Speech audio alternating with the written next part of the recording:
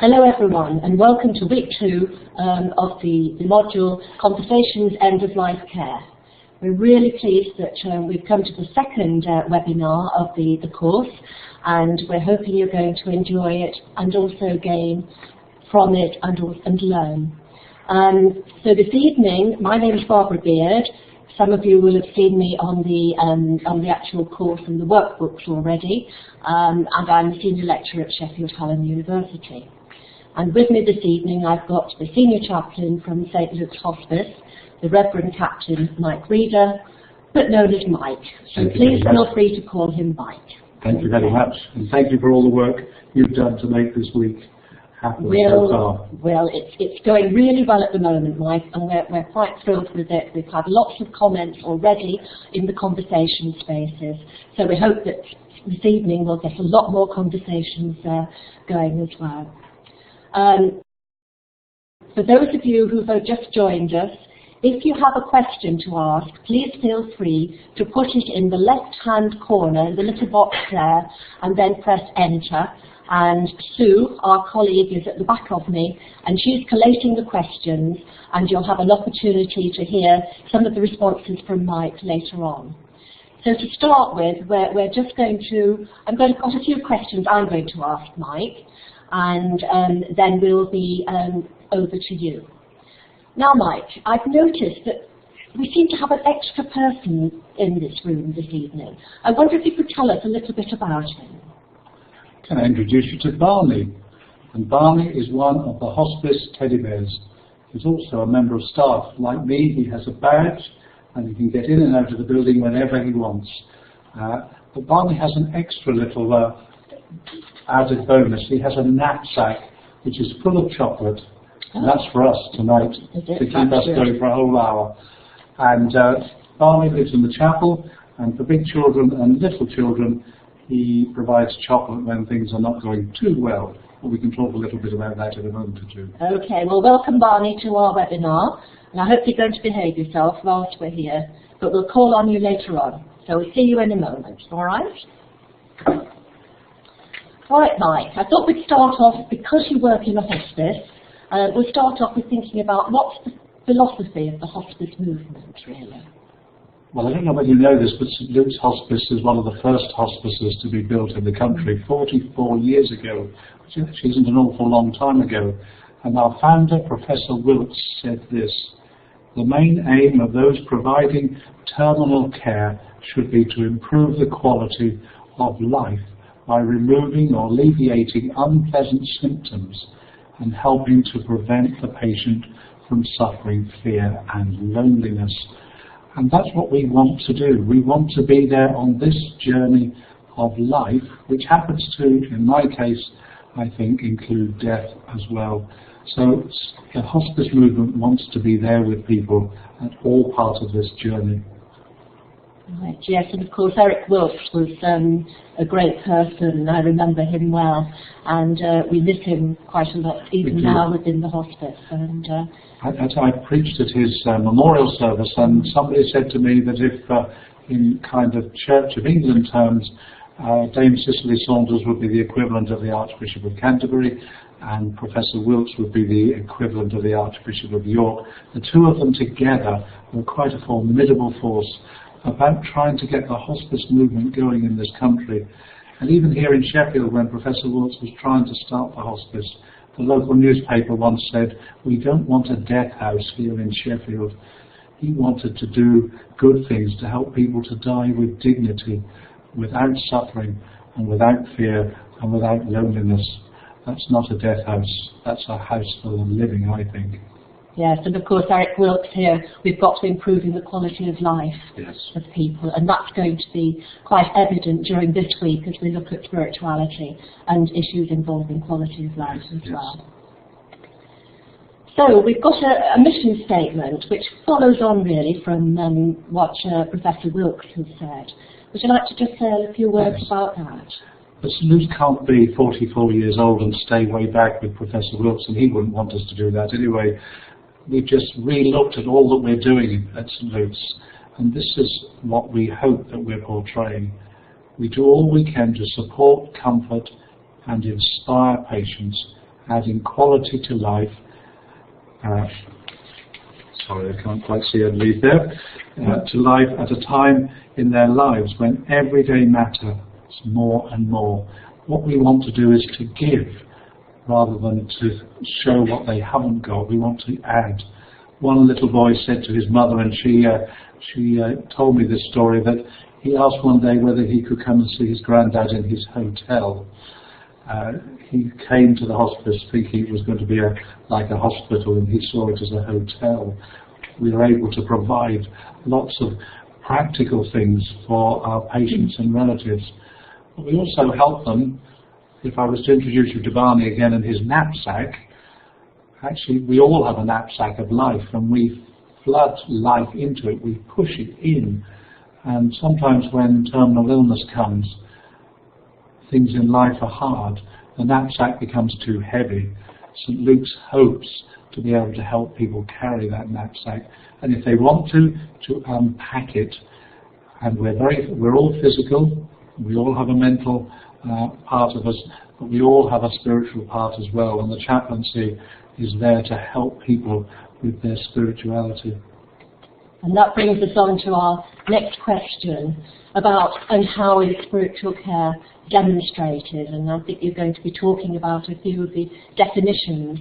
I've noticed already that the course members are already coming up with their own definitions on the conversation space, so that some of you have been quoting the literature.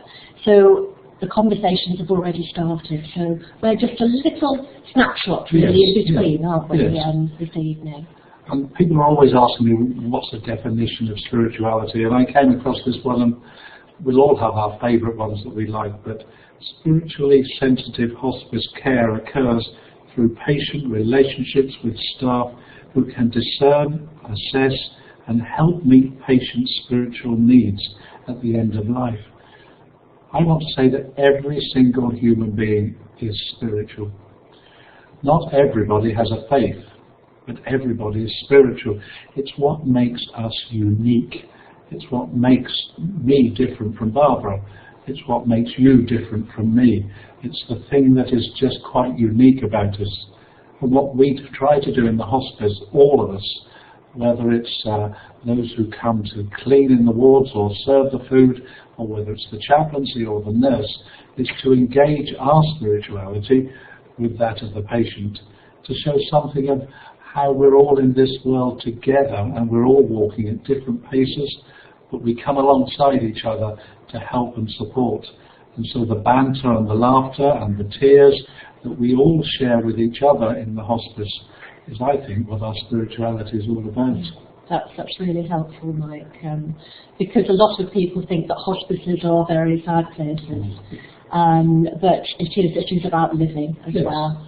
And I think that's the case. And you've given us another definition here.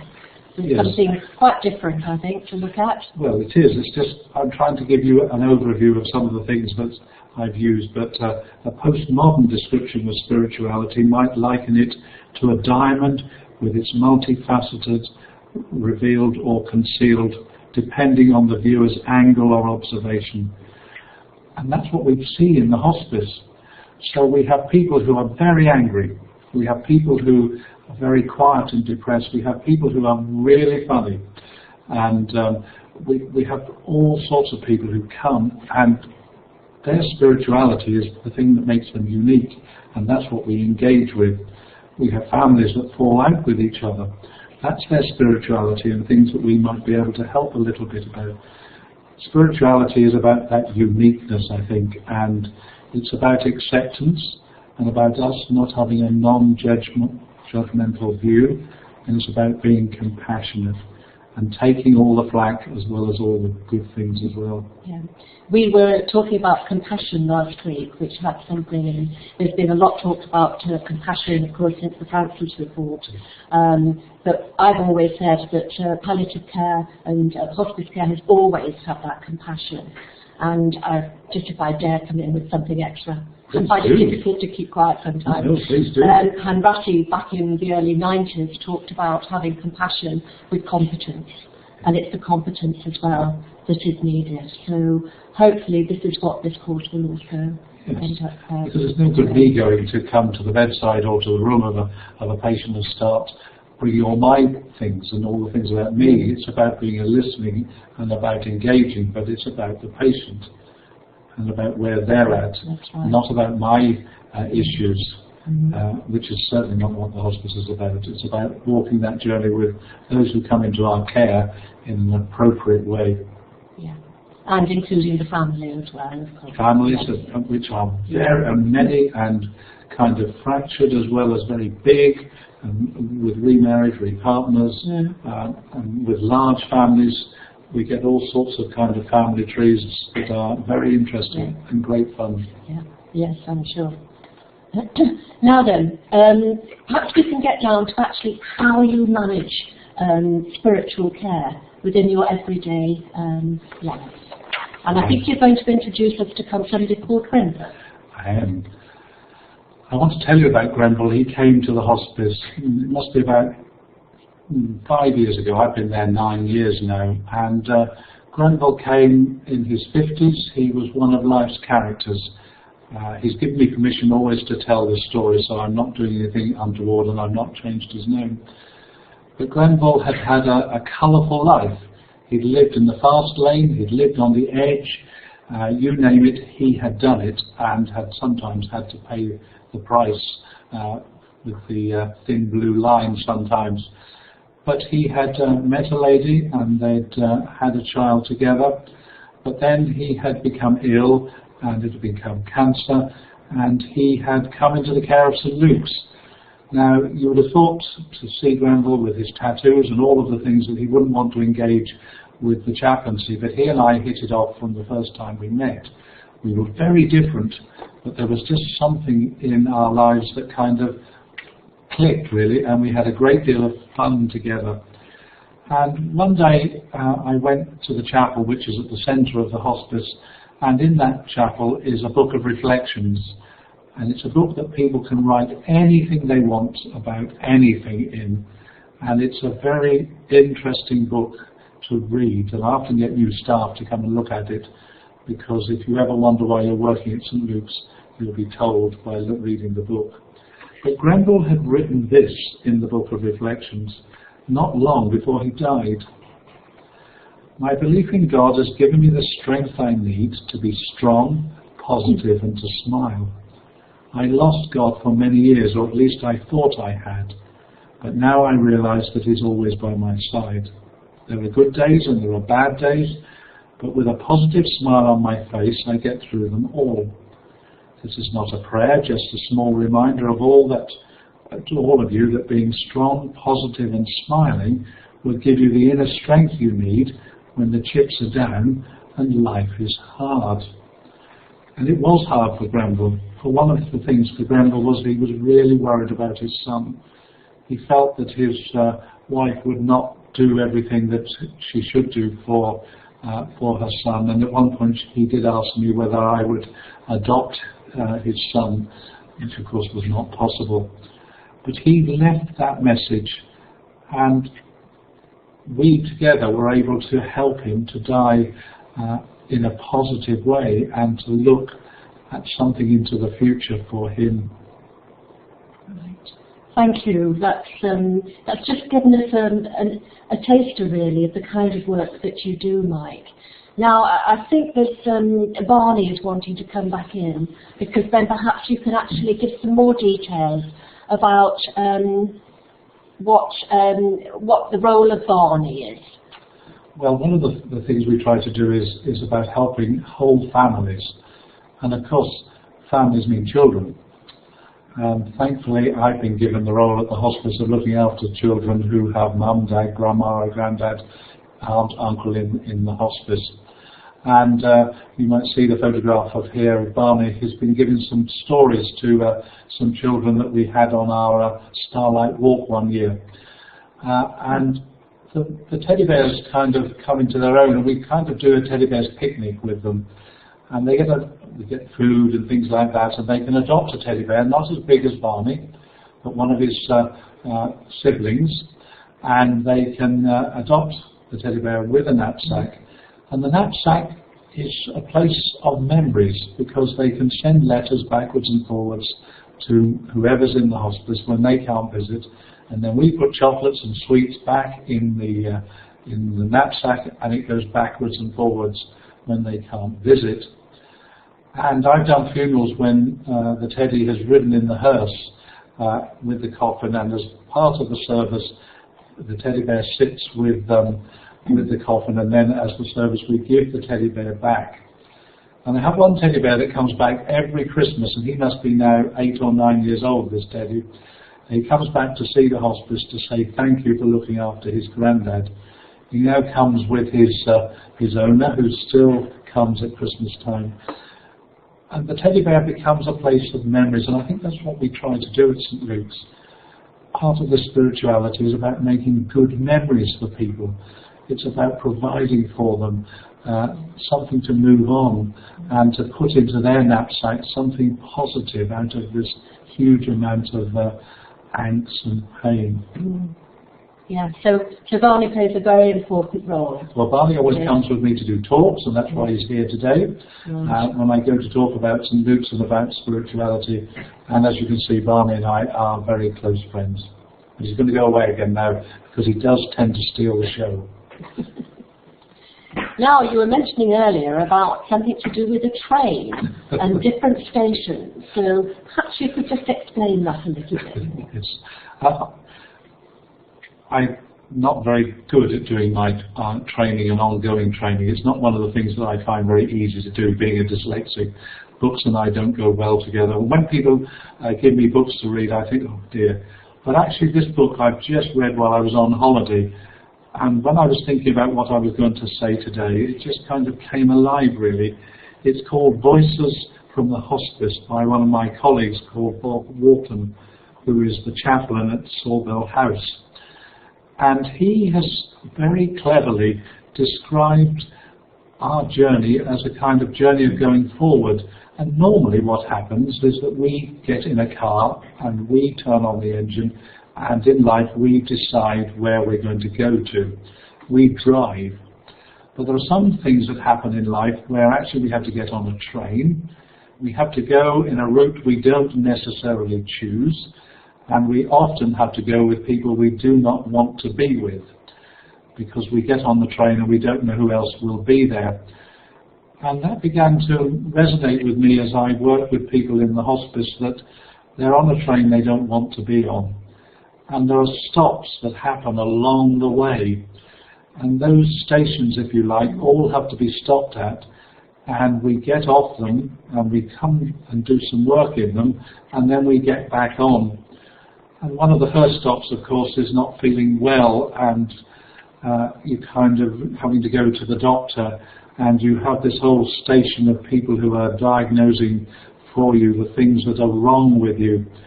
And you then kind of get back on the train again, and you go a little further, and then there's another stop, and that is the treatment, the hospital, and all of the things that go with that.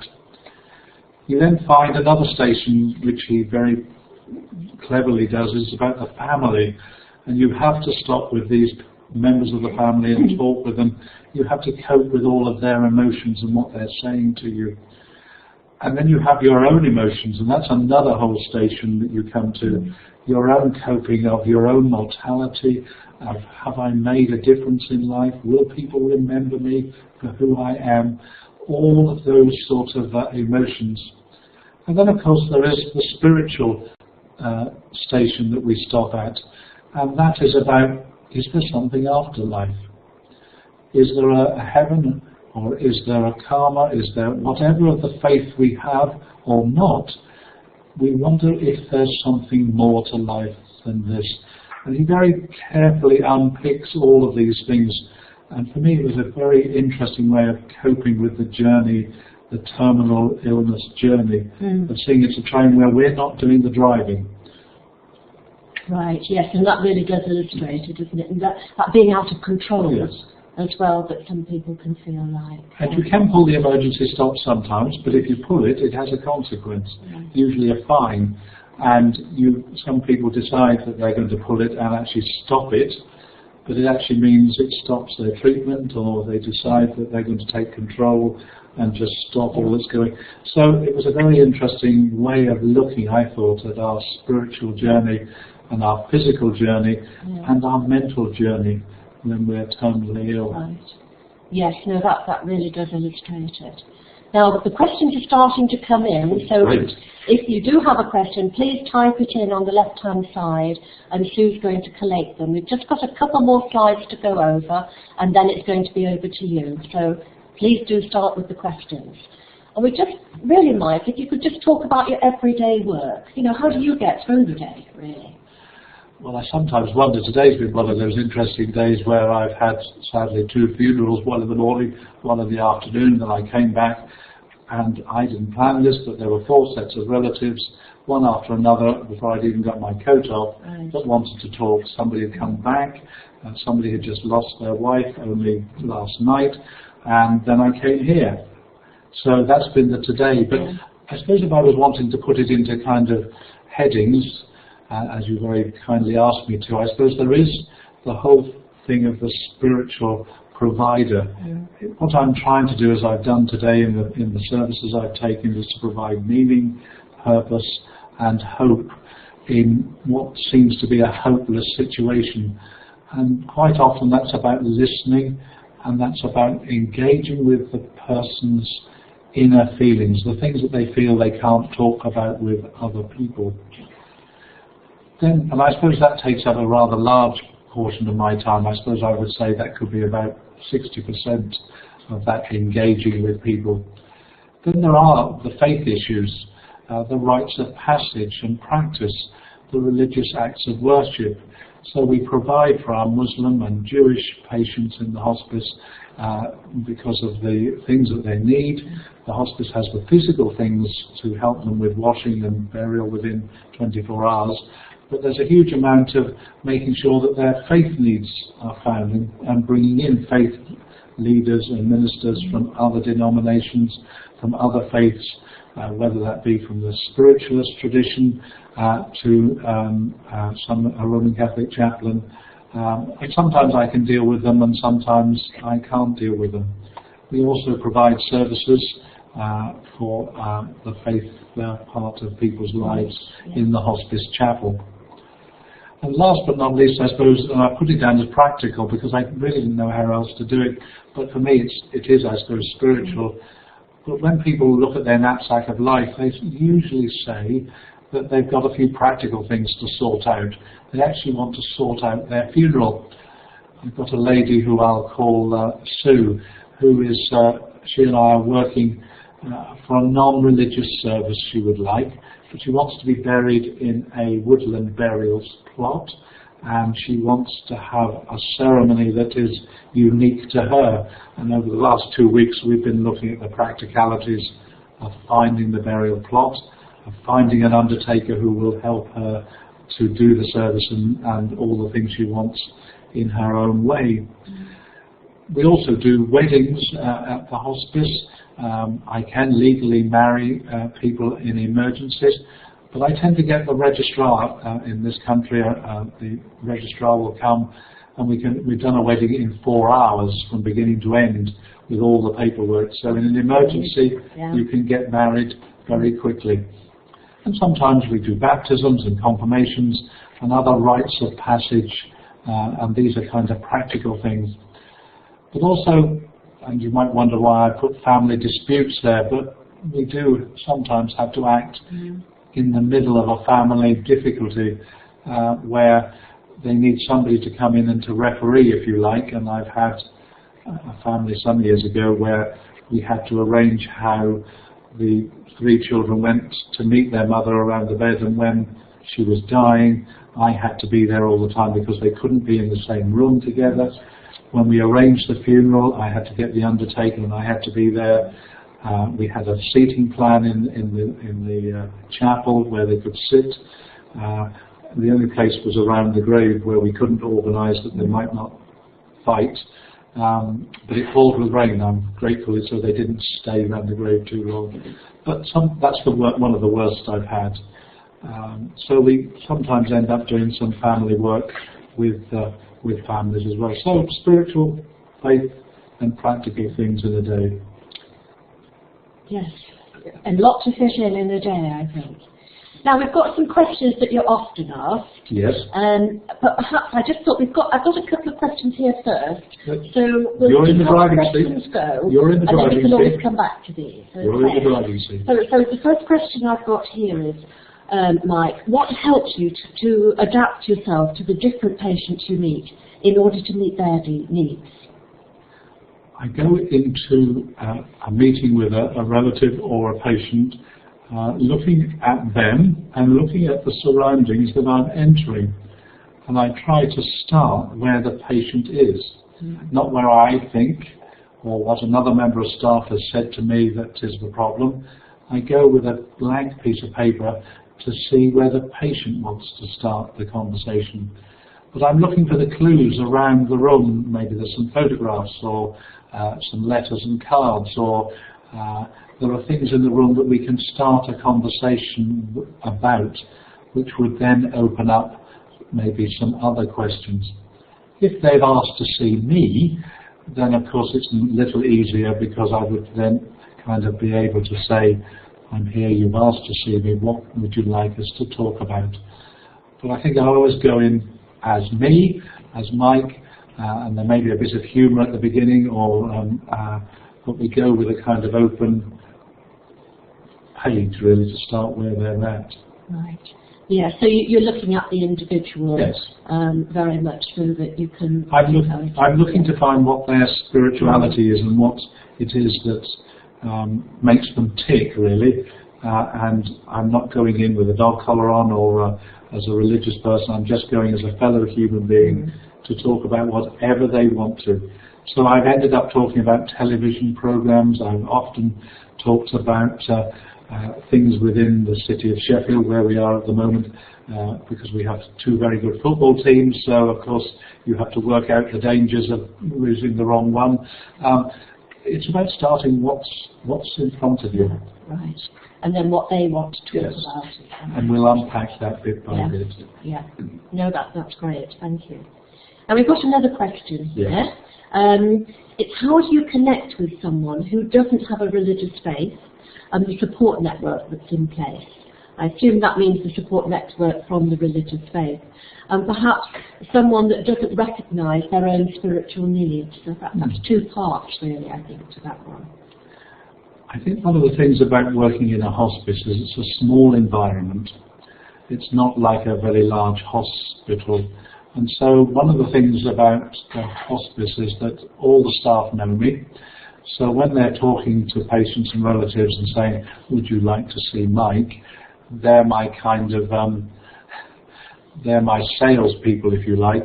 They kind of win over the patient and the relatives to say, he's not got two heads, he's not going to do anything that you don't want him to do. They kind of sell me a little bit. But also you meet people and bump into them. Let me tell you about Jean, whose husband came in to die with us, and she was adamant she did not want any help, and she certainly didn't want to see a chaplain. This was just over 8 years ago now. And we happened to be sitting in the lounge that we had in those days, and there wasn't many other places to sit, and she came and sat next to me and started talking about her husband, about the hospice, about her own, and then she said, oh, who are you, by the way? I hadn't introduced myself because she'd done the talking. And I said, oh, I'm Mike, I'm the chaplain here. Oh, I didn't want to talk to you, but actually it's been quite good. I'm glad I have.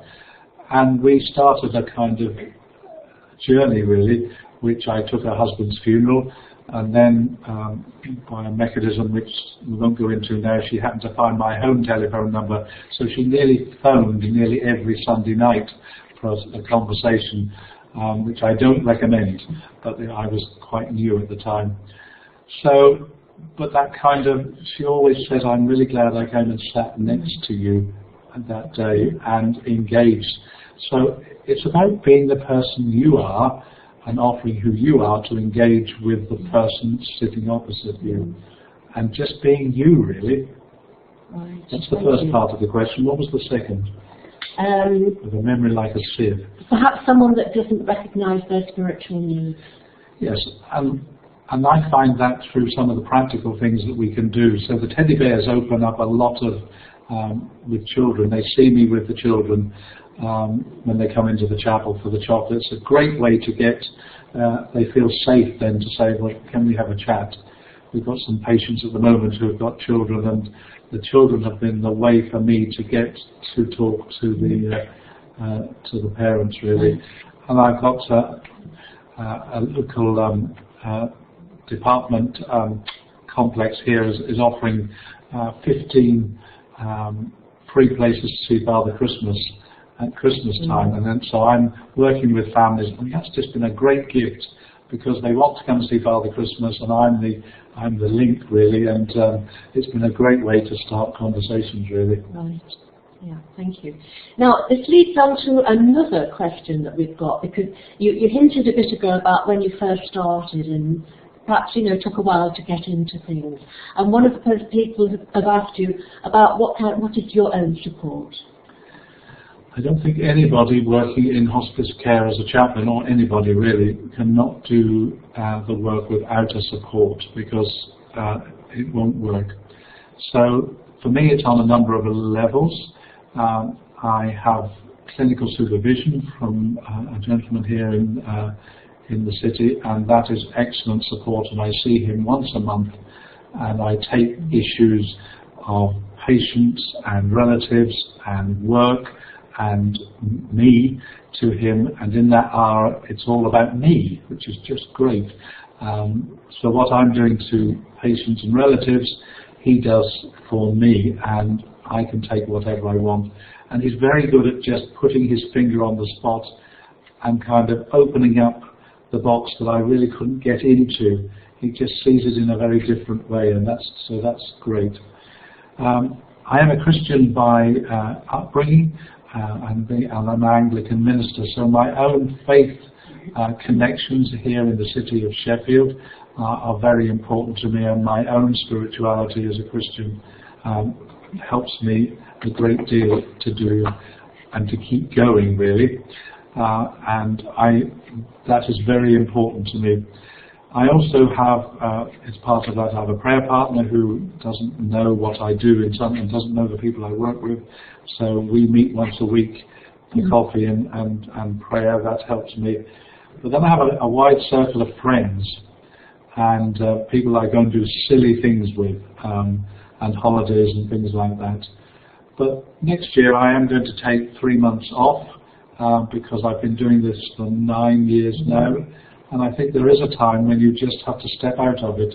And my line manager and St Luke's have very graciously given me extended leave next year. So I'm just going to go, as my supervisor says, and have some decompression time to just kind of come up a little bit from the work at the hospice and just and do some different things for 3 months and then come back to the hospice. But another group of people that support me is actually the staff at the hospice. We get on really, really well together, all of us, and there's a great deal of banter. Because I have sweets for the teddies, they seem to like me an awful lot. So they come to the office for chats and banter, and we support each other quite a lot. So I hope that's a bit of a... Very much so, and I think what's come over is that you vary your coping strategies. Yes. You're not always just using one. For example, you don't always just rely on your faith, but there's other things. And I think that's something that we can all learn from, is to have different coping strategies. And we have certainly told, all of the people on the course to look at their own ways that they look after themselves, because it's so important. And that's really come over how you do need to do that. So thank you, Mike, for that. Thank you. That was great. Right, I have another question, if that's okay for you. We've still got some coming. It's very kind of you to keep Right, yes, it's great. Do you see people in their own homes? I do, and that's a really great privilege, because when the patients would come to the hospice, either to the Therapies and Rehabilitation Centre, which is our day hospice, or to the inpatient centre, they're sort of coming into us and into our surroundings. But I do visit patients in their own homes. Usually our community nurses will refer them, and mostly it's about practical things to begin with, but it opens up. So they want to just put their funeral arrangements in place. Or it's about the children, how do we tell the children that mum, dad, grandma and granddad is ill, and so I go to do that sort of visit as well. Right. But it's a great privilege to go into, to be invited into somebody's home, and there are thousands of things around you. You can start the conversations and just be natural with, which is great. Right. Yes, and talking about funerals, for those of you listening, we are going to be focusing on funerals more in Workwood-Spee. Okay, so we will be coming back to that as well. So you can all be thinking about what you might plan for your own funeral. Yes. Now, I've got another question as well here. It's about, do you see everyone? I assume that means everyone at the hospice. We'll take that. We try to just say hello to everybody. And just say we're around. I have a colleague who comes in 2 days a week, so we try to say hello to everybody and we're here. But sometimes when the doctors or the nurses have done the clerking in process, there is some questions about spirituality there, and there sometimes is a direct request not to see us, and so they don't see Gillian or I. But we do have chaplaincy volunteers who just go around saying hello to people, and on the whole I just let them go around, and if they happen to talk to patients, actually quite often they haven't realised that actually it's quite all right to talk to somebody, and they see the chaplaincy volunteers as the same as everybody else. So unless they're really specific and say they don't want to see anybody, then they might see a chaplaincy volunteer. So they all have the opportunity yes. to, because I think that's the key thing. And in the clerking in process, every time they come, there is a set of questions and a spiritual assessment that we're developing now that will help us to get a bigger picture. Right, okay. Thank you very much. Now we've got a different type of question here. Does the hospice provide a Jewish Tahara? That's a very interesting question. I have a very good rabbi who comes and looks after me and brings all of the things I need for our Jewish patients. And we don't have many things in the hospice for them, but Rabbi Golan is very good and comes and helps us very much, and he prefers to work with us that way. So so there's that contact all the time. But we do have all of the things that are needed for Muslim practice. They've all been given to us by the Muslim community, and I have a number of things for the Buddhist community as well that have been given to us by the community to be used in the hospice. Right. So I think this is sometimes the hospices have been criticised, haven't they, for being very much a Christian organisation. But what you're saying is that no matter what faith somebody is or no faith, then the care they can receive the care that perhaps they would like to receive.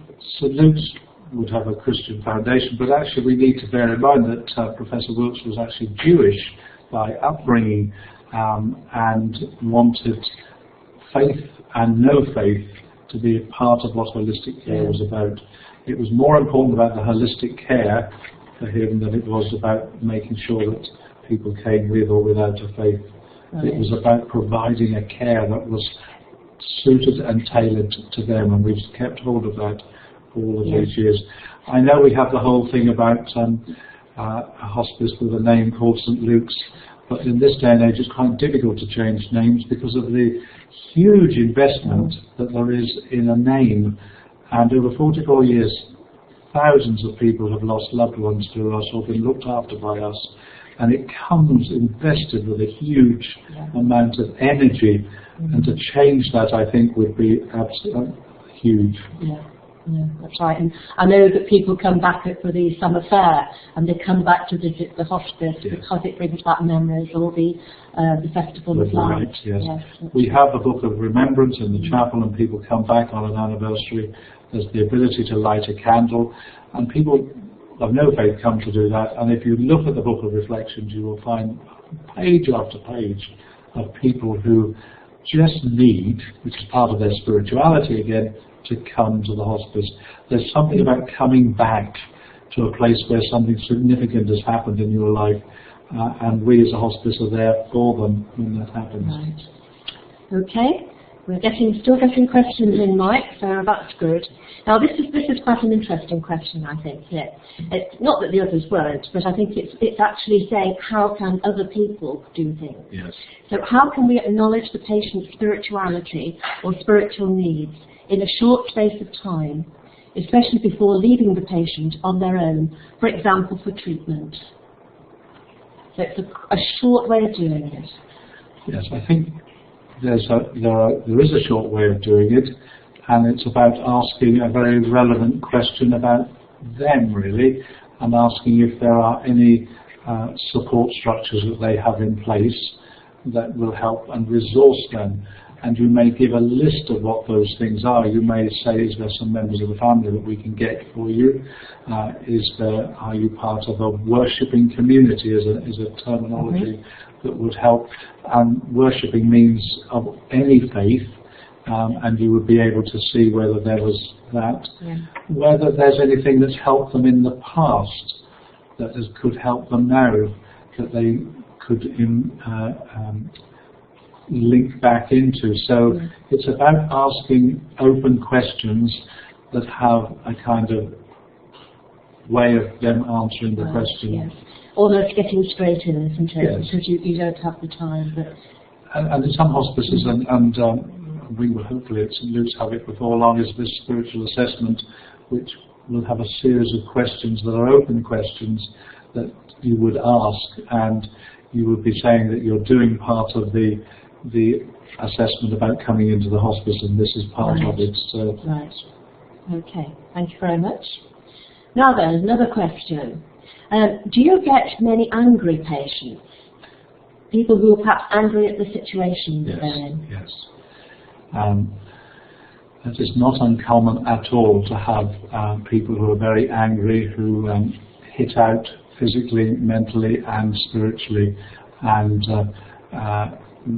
we have them, and we welcome them, and we work with them, but sometimes we actually have to be quite firm with them. And their consultant, and maybe the deputy chief executive, who is also the kind of lead nurse, sometimes has to actually go and to read literally the Riot Act to say we cannot allow this to happen. Yeah. We sometimes have patients that kind of will push the boundaries all the time in all sorts of different ways, not necessarily angry, but and the same has to happen. That we have to think about the staff. We have to think about other patients, but we also have to think about that patient and helping them to see what they're doing to themselves. But I think if anger is a justifiable reaction, and in the grief process, which you will hear in another week, anger is one of those stages that we have to go through. And when we're diagnosed with a life-threatening disease, we go through those stages of feeling in shock, in denial, in anger, in depression, and then some measure of acceptance if we use that sort of, the name of the person's gone completely. Kubler-Ross, that's right, gone completely out of my head. If you use that sort of template.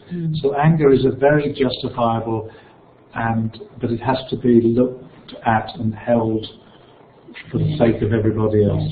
Yeah, so that there's the anger, but then that could be going too far because that could be becoming abuse really at the start. Yes.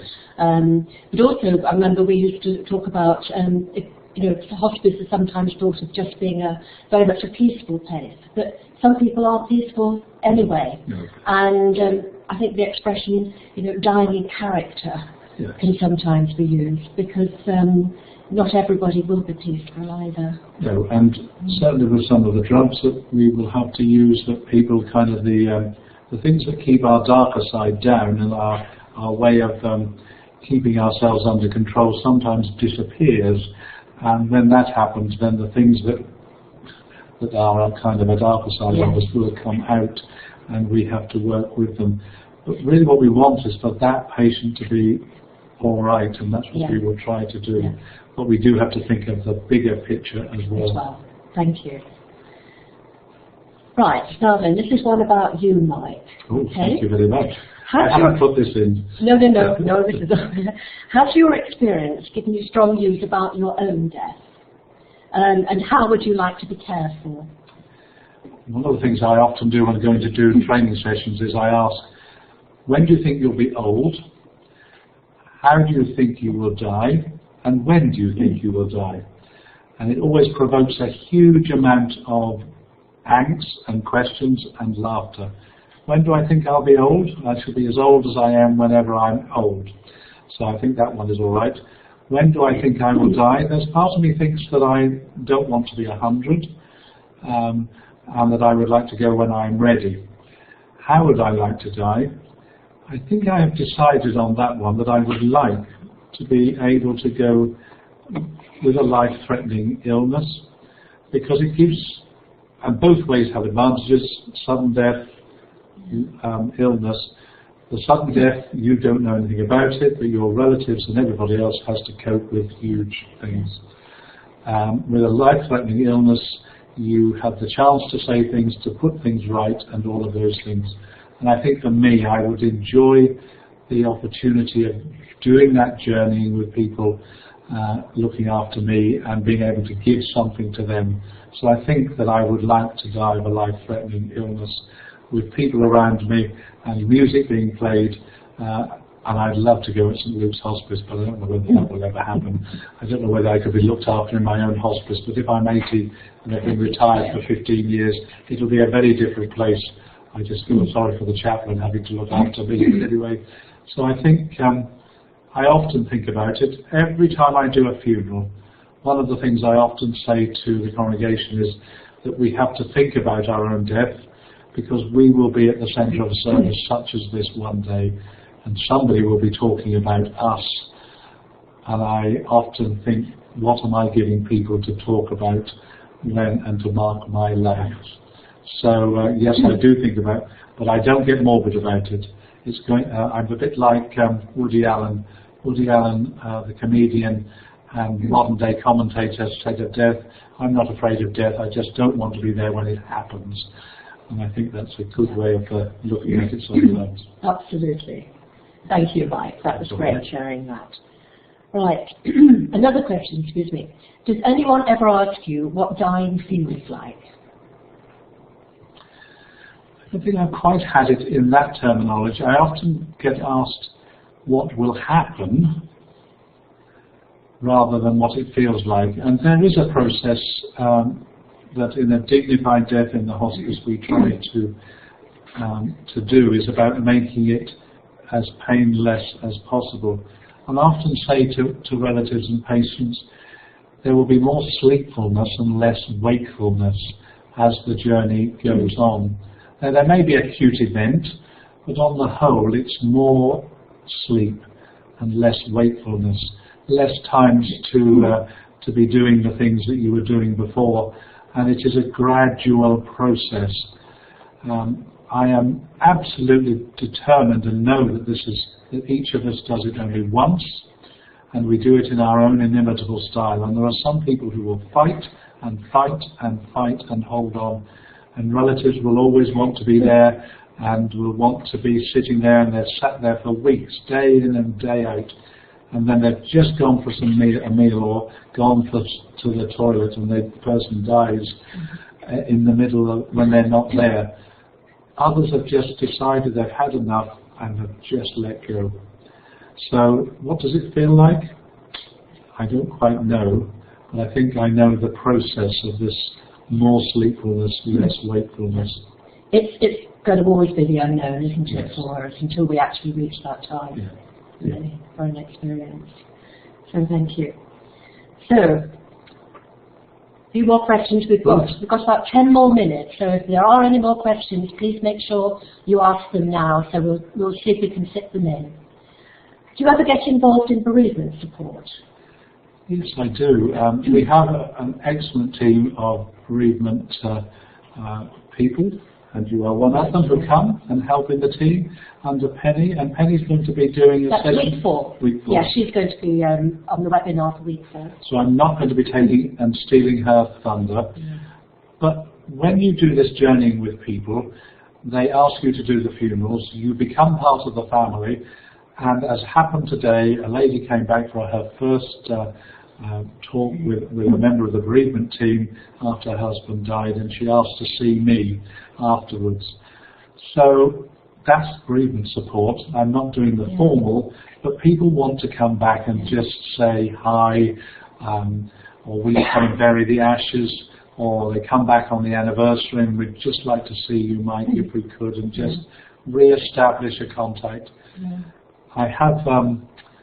I did a funeral some years ago now where there was a 4 3/4-year-old girl and a 7-year-old little boy, and we buried their mother. And they were quite a remarkable family altogether, but they have over a number of years always invited me to join them at the pantomime here in Sheffield, though they're much bigger now. So that those sorts of, and I see that as bereavement support, because they still sometimes talk about their mother when we meet up. And you see people in the street and in the coffee shops, and people will automatically link back in. That is bereavement support in a very superficial way, but it's what they need. And at the carol service every year, we will have 600 or 700 people in Sheffield Cathedral, all of which have nearly lost somebody.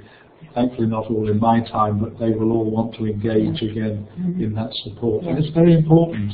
It's about memory, it's about legacy, it's about who we are because of the person who has been with us. That's another part of our spirituality. So that's really that continuation, isn't it, from the time of the death that you're involved, but also that the afterwards as well. Right. Thank you. I've got to see what we've got time for here. I tell you, you don't see all of this down here. It's like snow. All these questions keep appearing on the table. It's great. Right. I think this is an important one as well. It's what role do you have with supporting the staff? Oh, it's one of my favourite parts of the job, and it's actually written into my job description, which I'm really pleased about. I'm there for them and they're there for me. And so it's a great privilege to be able to be that support. So one of the funerals I took today was the mother of one of the members of staff, because he didn't know who to go to, and he wanted me to help. A few months ago, one of the members of staff, mum and dad, was killed in a car accident very suddenly, and she came to me to say and to talk and for support, and we were able to put the funeral together. I had another member of staff come a few weeks ago who've been having some difficulty with colleagues and wanted to know how they could work through this, and we met in a coffee shop away from St Luke's, where we just unpacked a little bit about and reflected with each other about how that person could work better with colleagues, and some of the things that maybe were wrong with him or her, and how that it was going to. So the support of staff is huge, and we play together, we party together. So the Christmas party is great. We eat copious amounts of sweets that people very kindly give us on the ward, and we share each other's lives, really. And I'm a confidential point of call. I don't do ongoing counselling. We at the hospice have a whole system of more in-depth ongoing counselling, but I do act as a resource to push people in that direction if we need to. Yes, and I think that fact that it's part of your job description is so important, that the staff are for you, that they're getting support in various ways. I'm just having a quick look at some more questions that have just come in.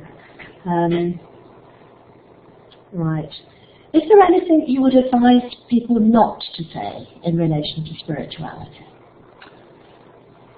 Yes, I think one of the things that makes me tremble sometimes is I understand how you're feeling. That's the one that, as soon as you said that, that's what came to my mind. We never understand each other fully, and to say that to somebody at the beginning, I think, or in a conversation, actually says much more about us. And so I think that's a one that comes very quickly. I would also want to say to people not to presume too much and not to be shocked by anything. I think our spirituality, about where we find encouragement, where we find hope, where we find purpose, many people do that in very different ways. from things that we may find very difficult to cope with to things that we would understand. But it's about, I think, not saying I understand what you're feeling. That's right.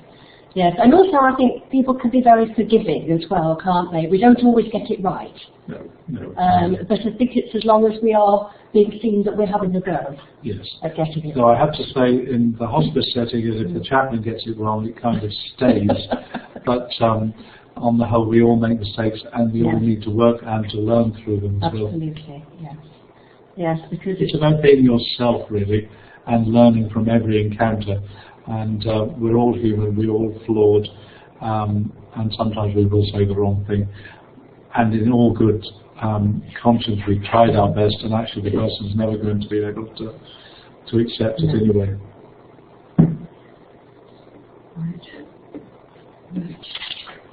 Okay, we've got another question here, but I think it's come in from more than one person. Yes. What are your views about palliative treatments that are not wanted by the patient, but encouraged by the family?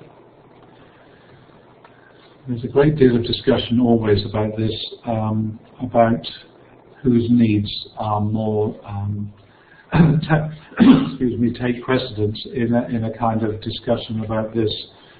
And I think it is a discussion that medical and chaplain staff and nursing staff together can help. Because I have known patients who in the end have decided they will take some treatments when actually it's made a huge difference. They didn't think it would, or they thought they were going to be a burden to their family, and so they didn't want to take the treatment. But actually when they heard what the family really wanted, it made a difference. But there are some times when the family just will not bow to the inevitable and will not allow the patient to actually die with dignity and to have quality time, even though that time is short. They want them to have every piece of treatment that is going, and they want it there and then. But actually sometimes it's too much, and actually it may give a longer time of the person still being alive, but what it doesn't give is a quality of what that memory will be like, because they may be asleep most of the time, or they may be in distress because of the treatment. So it's about helping the two views to come to a middle somewhere, and sometimes that's a chaplaincy role that we can play. So you would be involved in that as well. And some people, there will always be people who want them to stay longer. There are sometimes patients who want to stay longer, and actually family can see that it's actually doing them more harm. So it does work both ways sometimes, and it's about bringing very clear, impartial guidance to the family in that. And staying with the reality of the situation as well, isn't it? So we've got 2 more minutes. Wow, that's gone very quickly, I have to say. Yes, so we have a very strict director in the back there, don't we? Right, we're almost finished, right. How can you support people who find it difficult to come back because of their past experience? I think it's really past experiences affecting how they're feeling now. Come back where? I've only got what's written here, but that's why I was making my own interpretation of it, I think. There are sometimes people, because of what has happened in the past, they won't engage with material that has come up for them now because of the illness. And that's all right, because it's about the knapsack in some ways. I knew Barney would get back in here sooner or later. It's about the knapsack. If they wish to put it in there and leave it, then they can do. Right, and I think that's a very good way that we can conclude, because I was going to say we'd better bring Barney back in to say goodnight to everyone. Thank you so much, Mike. Very quickly. It's amazing how quickly it's gone. I hope you've all gained something from it and both enjoyed it as well. This will be recorded, and so that you'll be able to access in a few days' time. It takes a few days to get, so just please be patient, and then you'll be informed as soon as you'll be able to watch the recording. So thank you again, Mike, Thank you. and a very good evening to you. Thank you. Thank you.